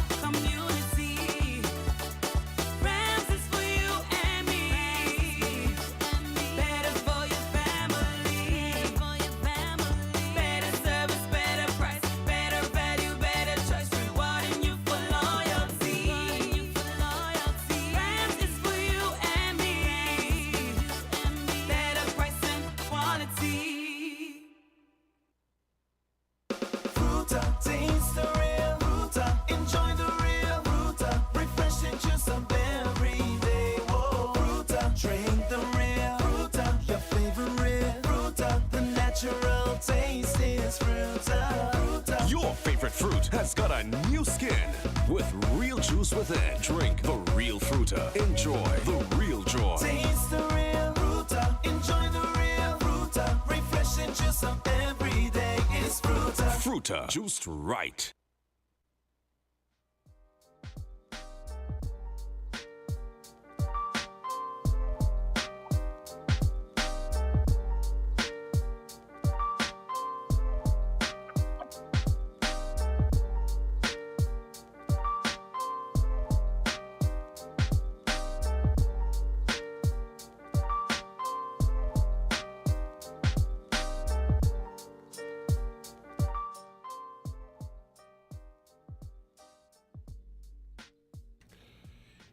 Hey guys, welcome back to Island Tea right here on Win Media SKN. It's still Friday. All this today? March 4th. With your faves, Kevin and Azem featuring Jade, Gwenny Dita, CPL Johnson. And Jade, it is time for us to jump into some conversation with a very, very, very special person. Really excited to have this conversation this morning. We are here being joined by Mr. Charles Emanuel via Zoom. Charlie, good morning, sir. How are you doing? Good morning. I'm good. I'm good. How you guys doing? We are blessed and highly favored. Yeah, yeah. No, but still. We're good, man. But I mean, of course, we are really excited to have you join us on the station and have a conversation with us. On Fridays, we tend to talk to persons involved in entertainment and art and culture. And I go as far as to say that it's very difficult to start talking about particularly vocalists and singers from St. Kitts and not have your name come up. But for persons who are, maybe not as familiar with who you are, just tell us a bit about who's Charles Emanuel.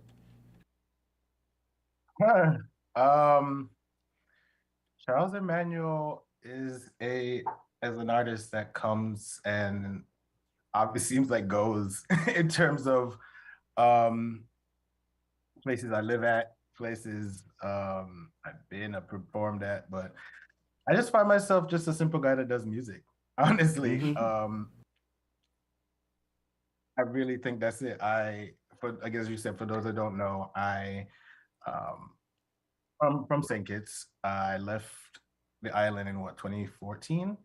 But before that, I was a singer in countless bands, including with Azim.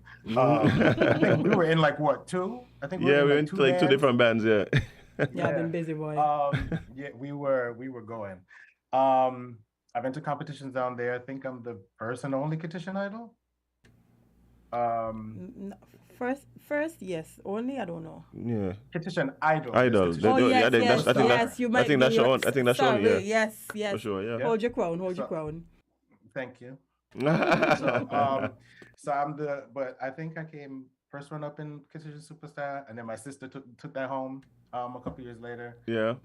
Amina Miller, but all in all, I'm just a musician. I love music. But let's talk about that. Let's talk about that because we started talking. Well, you started mentioning, a lot of the opportunities and places that you would have sang. But when did you kind of recognize that you had a passion for music? That's as a child. Early days in convent. Shout out to the convent massive out there. But singing in school, singing in the Catholic church, it really, as a child, my mom really honed it. And I think because she's American and she moved to St. Kitts, music was like one of the things she really held on to, or something that was really tangible for her. And when she realized that I had or Shay had the same gift or whatever, she kind of put her energy in that. So that's why I feel like I'm that dedicated to the music and stuff.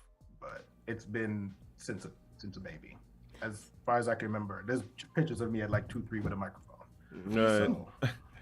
So you're saying that your mom had this talent and she passed it on to some of her kids, because as you mentioned that you're not the only singer in the family. Yeah. Oh wow, yeah. That's interesting. I think Charlie is being a bit modest here. Like his mom wasn't just like somebody who could sing. Like his mom. No, of course, my mom was in groups. She was a singer. She traveled, like touring and stuff. The world. Yeah, she traveled the country. I remember. I think last year, I did a show in Cleveland. I was a part of this Marvin Gaye review, or tribute show, if you will. And we did 2 shows in one night. And I was like, Mommy, we did 2 shows in one night. It was cool. And she was like, let me know when you do 3. Oh, dear. So. Listen, that would have hurt my soul. It doesn't. Because, that's the kind of, that's the drive my mom's put in me. Keep going. You think you've reached the top. That's not the top yet. Keep going. Yeah. Love it. But, it's a big difference for someone who, likes to sing and sings at church and sings at school, and then someone who really starts thinking, hey, I think I'm going to really dedicate a big portion of my life to this thing. Like, when did that switch kind of happen for you? I would say maybe 22, 23. I think I was starting to look around and I realized I was creating music as well, but just wasn't putting it out. Because in the beginning, like in my career, when I first started singing, people would ask me if I wrote, and I would be like, no, I can't. But I just started practicing. I started playing guitar, started to mesh the two. And I feel like it was in 2012, 2013, where I put out my first mixtape. That was the first time I had really put energy into like writing and being like, okay, I'm an artist now. And I make my own music. Because I think for me, I know there's people that are like comfortable doing the whole cover thing in a band or anything, but after a while it just got boring. Like there are only so many songs you can cover. There's only so many times you can sing Ordinary People. There's only so many times you can sing Crazy by CeeLo. So like at some point, like if it wasn't like trying to make arrangements for them to sound brand new, I was making my own stuff. Right. So I would say maybe around 21, 22. Yeah, because I remember there was a particular song that, at least from looking on the outside, that really kind of like had people speechless, to be totally honest, and that was actually the name of the song. When he put out Speechless, like people were just like, wait, this is like local people, like. No, not for nothing, right? The first time I heard you sing, I was blown away. I was like, what in the world? Literally, what in the world? Because the type of music you make is the music that I love. So when I heard somebody that I actually could say, okay, no, this person, wow, this is how they sound, this is the music they make. You had me from there. Yeah, I mean, how was that? Like when you put your mixtape out and started putting out your own music, to get, that reassurance and a confirmation that, okay, like you are onto something. How was that experience? It's always, I feel like, nerve-wracking, because it's always that you believe in the product, you believe in the music and everything, but you always want like the audience and the reception to match that. I feel like it was okay. I got a music fest with the project, so that was already like a really big deal. But I feel like Jade said, like I made this music because this was something I liked. And it reached certain people, but I don't know how far it got to the Kitchen ear, or the Vision ear, if you will. So I felt like it was a great project. I don't know if other people received it well or whatever, but I thoroughly believed in it. Yeah, I mean, I do believe that it did make its rounds and people really did embrace it. I think I remember at the time speaking to several people, and the general consensus was like, but this dude need to, like, the world needs to know about this dude, right? And I mean, even we had conversations at the time about what you were considering, and possibly what would help you make the next step help you take that next step in your career. Considering school or considering migration and all this type of things. And I know it was a lot for you to consider at the time. It was a lot to consider at the time. You eventually ended up taking the decision to migrate. Like, tell us a bit about that thought process, because getting up and moving, people say it like it's just jump on a plane and all of a sudden you live in a new place. Yeah. But yeah. But I don't think people really recognize just how much that decision weighs on you, and how heavy that decision is. Tell us a bit about that decision to really try to further your career by migrating to another place. Yeah. It's funny because a friend of mine, one of my musician friends, was talking about the same kind of like in the same realm, and how as an artist, it feels like you have to be just a bit crazy Yeah, to do some of the things that you do, because like you said, getting up and moving somewhere is not just, you can't just get up and be like, oh, I live here now. Granted, I moved to upstate New York, where most of my family is, but that still doesn't make it an easy transition.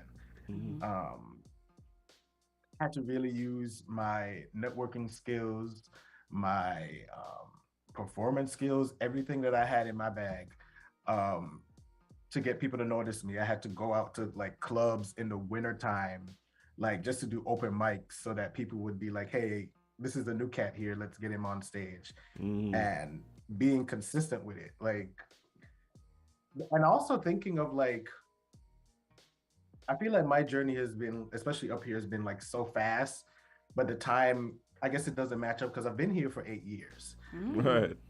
But like the things I've done in these 8 years, it is just like, I can't believe all of this has happened. Like from doing open mics, getting on local stages, going to Spain and performing, traveling the country and performing. So it's like, it honestly was more so like the dedication and the consistency of always showing up and being in these people's faces. Like, yeah, I sing. Yeah, I sing. Yeah, I sing. Yeah. And like doing it over and over again till they just can't deny it.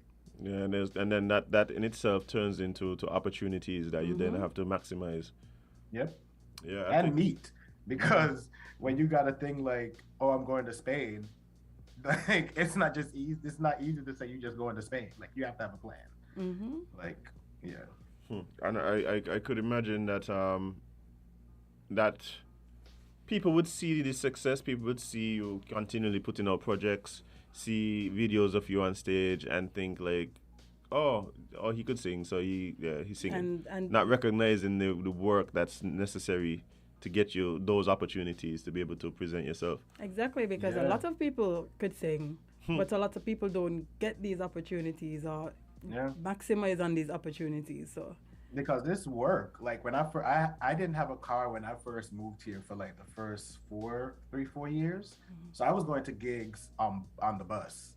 So imagine packing your like a guitar and an amp on a bus, a cram bus, to go 2 hours across town or 2 hours across in the city because the buses have a weird route, to go gig and come back and like still go to your 9 to 5 and like organize these things. It's really hard. It's hard. And when people see the outside product, they don't know how much blood, sweat, and tears goes into like making even just a song. Like I was just talking about this last night. Like my new single, Let You Go, it's 2 minutes long, but it took a whole year to make.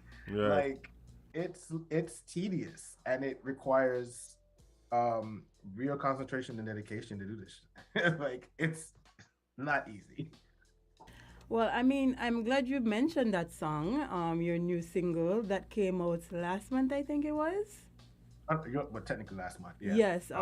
February 18th, yeah. Yes. I feel like the best way to introduce this audience to that song is actually you singing a little bit.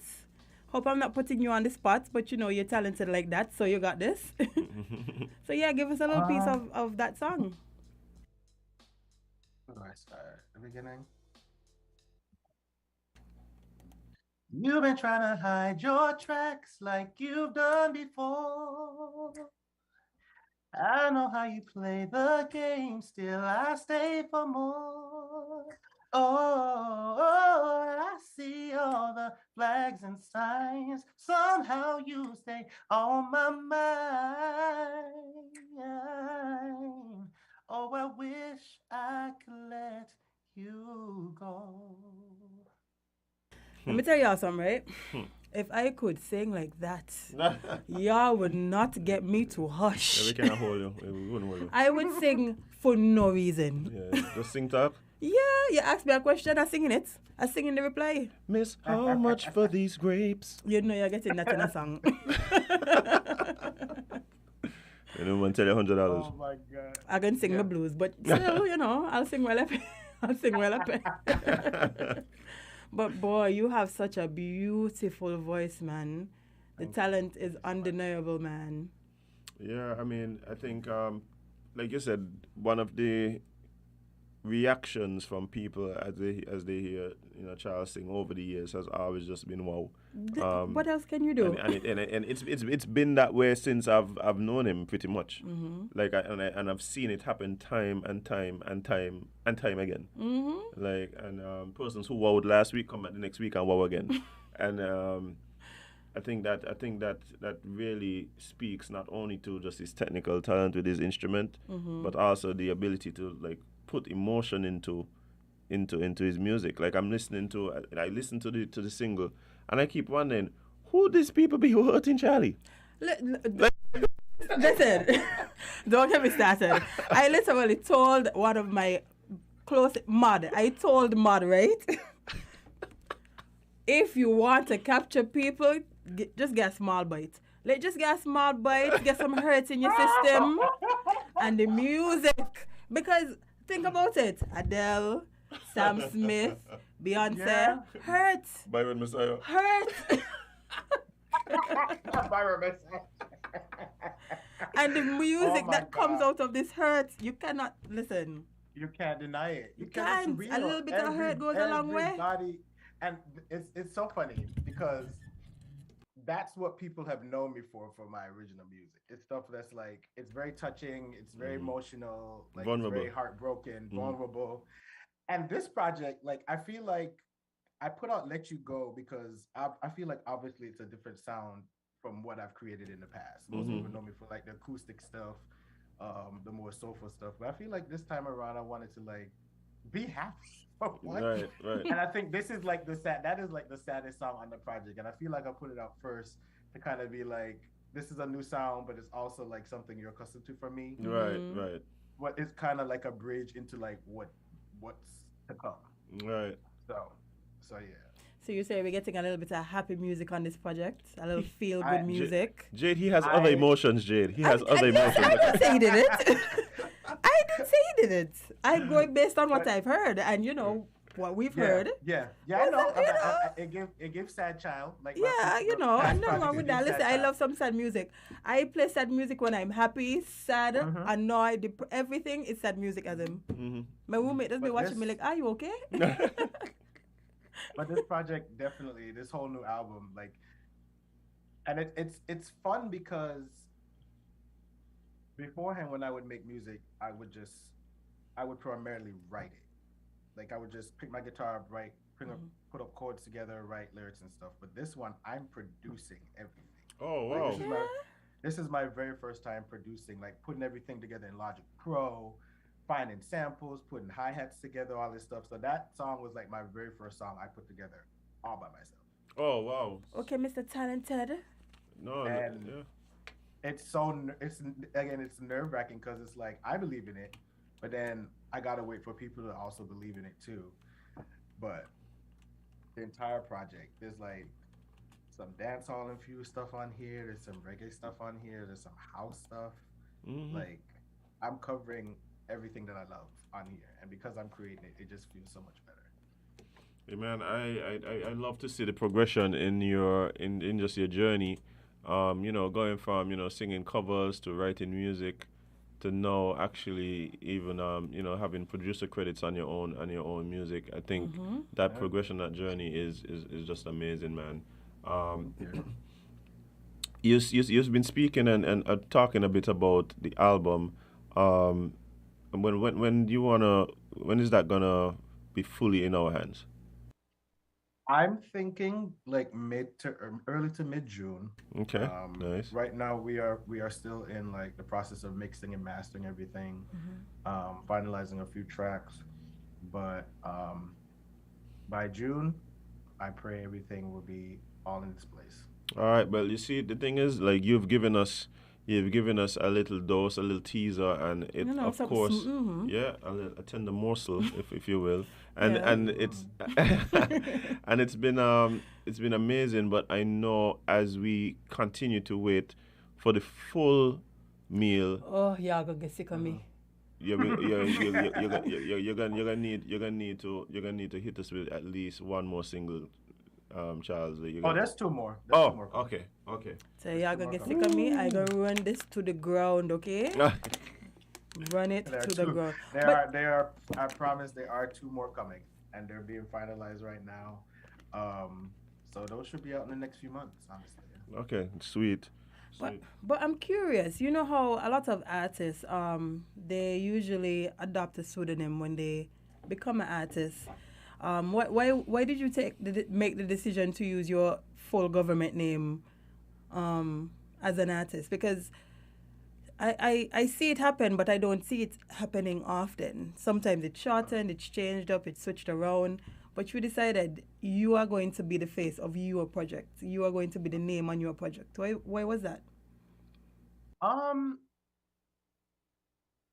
Honestly, it's trust issues. I I feel I work with producers in the past. I mean, I've worked with Asm in the past. I've worked with so many people in the past, but I feel like it's for me personally, there's nothing like doing it yourself.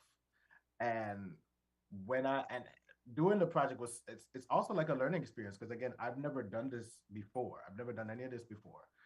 Um, so just sitting down at the computer, figuring out how to put a sample in there, how to fix your BPM, and doing all this stuff, it just I felt like I was learning something and also creating at the same time.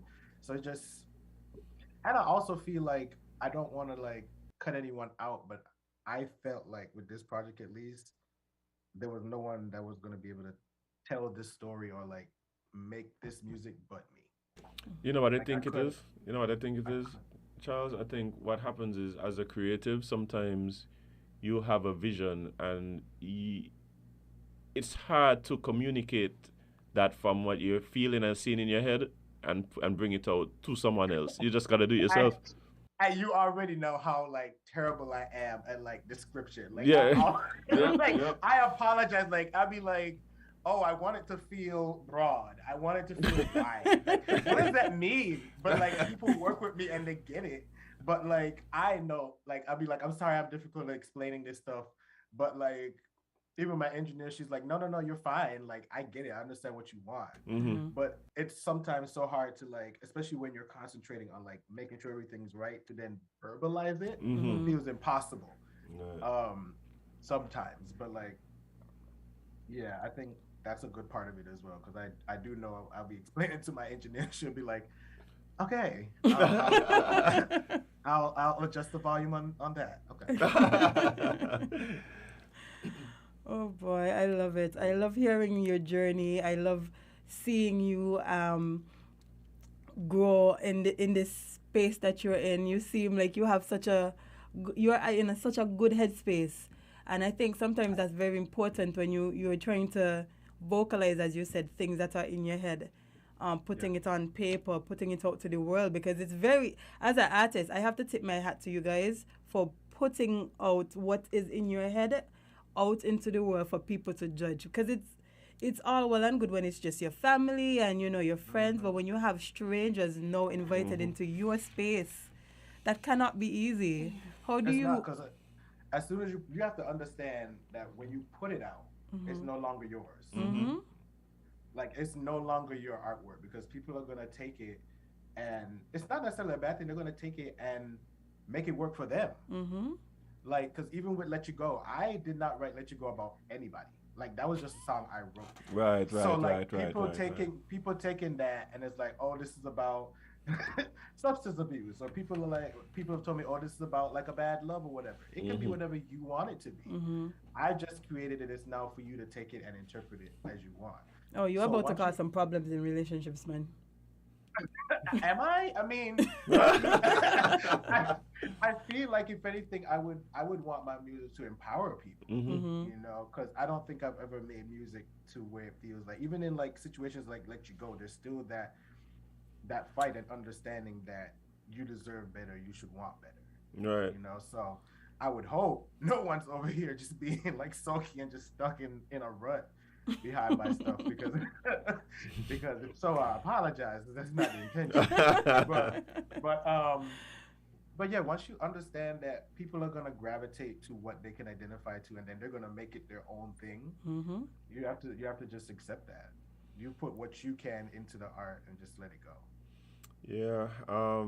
I mean, we spoke a bit about your decision to migrate and then take your career further, and we're now seeing how that's playing out for you. And I do believe that we are not anywhere near the end of your journey, and we're gonna keep seeing your ascension. But being someone who made that decision and now have experienced what you've experienced, learned what you've learned. What advice do you have for budding artists here in the federation who are trying to figure out how do I navigate this career called music? Good question. Trust your gut. I feel like really honestly trust your gut, because there've been so many times where I really love something and I show it to like another musician friend or just somebody, and they have a nah, and then that can affect like what you were supposed to create. Trust that feeling. If that's what you wanted, that's what you wanted. Be aware of the people that are around you, because there are people that that honestly want to see you succeed, that want to see you grow, and there are people that just want to suck off of that and just leave you.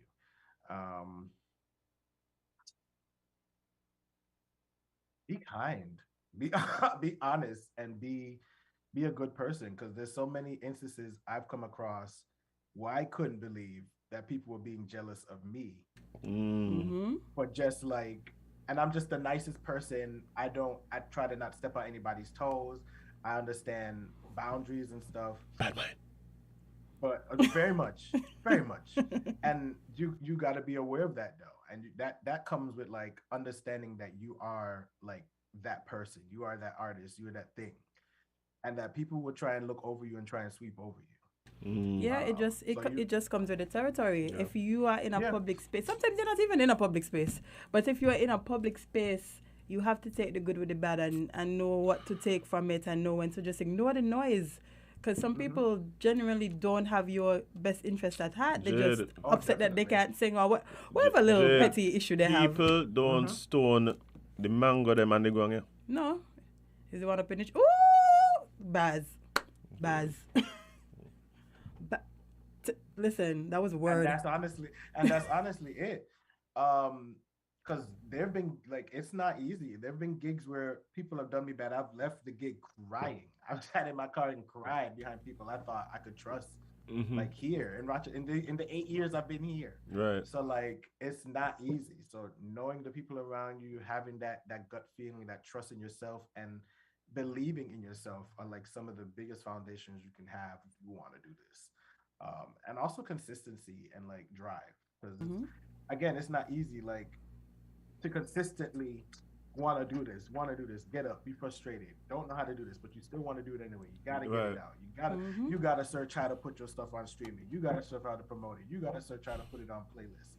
If you're not ready to do that, if you're not ready for the work, then I think people see like, music artists, they see it as something glamorous, and it it comes off that way, but they don't really recognize just how difficult it is. Like you just literally said a few minutes ago, your last single, it took a year to write, a year to complete. Learning the program, producing it. I'm just even thinking about arranging and writing it as well. Like all that takes time. So like you're right. If you're not down for the work, then the same for you. Yeah. And it could be you like the two extremes can fool you. Like you could look at somebody like a Doja Cat that has a team of like hundreds of people and make it look easy, but there's people doing that stuff for them. And then you got somebody like me that doesn't have a team at all. I'm my team. Right. I'm doing everything. Most people are at the point of me, where it's like they may have a manager or something, but all in all, they're doing the work. That's not easy. It's not easy. And you got to be really dedicated. And like I said, just a hair crazy to really push it.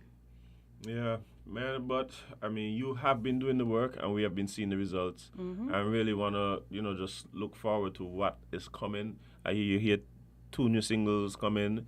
We have an album on the way. Like, so I'm excited and really looking forward to what it is that you're gonna be presenting to us. But for people who want to, keep up with what's going on with you, who don't want to miss any of your drops, any of your music, what's the best way for them to just follow your journey? CharlesEmanuelMusic.com. That's Emmanuel with one M. Facebook, Instagram, Twitter, all of it is Charles Emanuel. YouTube. I'm on Spotify, Apple Music, Tidal, all that good stuff. Yeah, so if you just search Charles Emanuel Music, you're gonna find me. All right. Yeah. Anybody you want to shout out before we wrap this up? Oh wow. Shout out to my entire family over there, my mom, my sisters, all my little nieces and my little nephew, EBJ Harmonics. Like, they are, like, I will say, the foundation of like where my music started, because that was really the first instrument I played was steel band. At like 7. Right. So shout out to them. I don't know, everybody down there that's doing it. Like, I'm still looking at people like Infamous, Du Jour, who's the one you mentioned? Byron, yeah. I'm really proud of the music that's coming out of there. I'm so glad that the folks are like really consistent and everything. Yeah, so shout out to y'all that's still doing it, because again, this is not easy. Right. And for y'all to be doing it down there and making it work, even more kudos to you. For sure, man. For sure. I'm sure they appreciate it. But Charles, I mean, it's been amazing. Again, well wishes to you on your journey. I know what we have to look forward to is going to continue to be amazing. I'm looking forward to it. Look, Cannot he wait. mentioning like things like little dancehall fusions and all sorts of things happening in this upcoming project. I am excited. Same.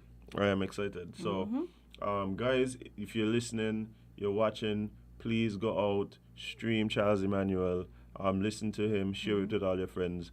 Don't let it be no coolness. Thank you. Go listen. No. I got you with enough coolness up here in this. So bring warmth. Bring warmth. Yes, indeed. But Charles, again, I appreciate you so much, man, for taking the time and just hanging out with us this morning. Absolutely. Thank y'all for having me. Yeah, man. Anytime. Enjoy the rest of your weekend. Look forward to talking to you again soon, man. Yes, likewise. You both too. Peace. Bye. Bye-bye. Bye. Home time, Adam. Home time? Easy, so? Yeah. Bobby, we've been through our entire week. And looks like we made it. Oh, thankfully, because boy, things looking bleak. I'm not gonna lie. Things looking a little funny in the lights. I need y'all to get it together over in them countries that beefing. Don't bring that over here. And just have a conversation. Have a conversation of why war is not good for the economy, for the countries, for the people, for everybody involved. Get it together. Get it together. Yeah, I mean, the hope is that we could see some resolution to everything that's happening. Yeah. Over there, and of course, I also want to just encourage people here as well. So when you're dealing with one another, same thing, man. Like, there's no reason for things to escalate to the point where we're disrespectful, where we're violent, where any of that happening. Indeed. Yeah, as we start heading back out and we start dealing with people and things, we're gonna have to, control our emotions, guys. Yeah, and also be safe this weekend. I know a lot of things happening, like there's Onyx, Champions is having something today, tomorrow, the usual. But be safe, guys. Make it home to your families. Yeah, that's the important thing with the energy. Make it home to your families, yes. That's the important thing. If you do a little drinking, don't do too much, don't overdo. Have a designated driver if you plan to do too much. But just make it home to your families at the end of the day. Some are still driving like I ain't gonna sense. I need to cool. Please. Some are still driving like I ain't gonna sense. I see a man overtake 3 cars going around a corner there on Wednesday. Wednesday was? Tuesday, sorry. I was like, bye. Just please use your common sense. I know a lot of y'all. Anyway, don't let me say that. Yeah, but guys, like Jade is saying, be safe out there. But enjoy the weekend. Take some time to yourself, even just a few minutes. Watch it. Somebody need to go on YouTube and just search guided meditation. You're gonna thank me. What Kevin told us the app was called? I don't know. Quiet, I use safe, calm. calm. I use calm. Calm is the happy. Yeah, man. Yeah, I use calm. Calm is a must in my life now. But guys, yeah, take care of yourself, take care of your loved ones, take care of your communities. And remember, spend more time living your content than posting it. And you can't be everybody's cup of tea because you is not a mug. Gonna see you guys on Monday.